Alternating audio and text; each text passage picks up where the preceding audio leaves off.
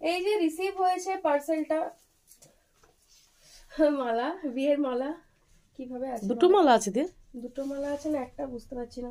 মালাটা খুব সুন্দর, কিন্তু যেহেতু 26 তারিখে, এই 24 তারিখ আই থিঙ্ক ওর বিয়ে হয়েছে, 24 নভেম্বর, এই তো 24 তারিখ, হ্যাঁ 2025-এ।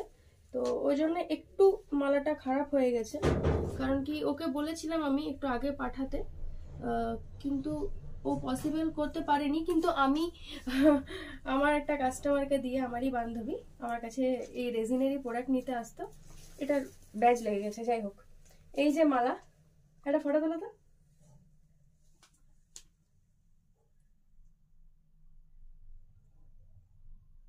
তুলেছে?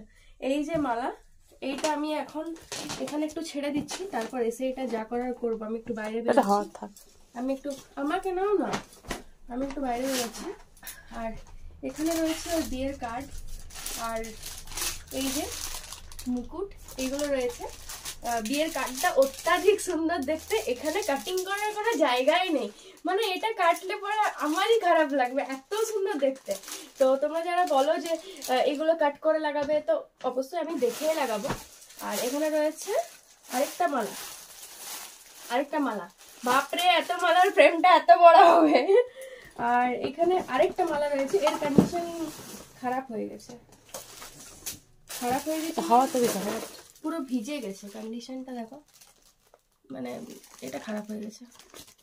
এটা রজনীগন্ধার মালা, আসলে এটা দু মতে বিয়ে হয়েছিল, উপরে উঠাও, এটা আসলে দু মতে বিয়ে হয়েছিল, তো ওর জন্য। বাই, রেডি হবার পর দেখাচ্ছি।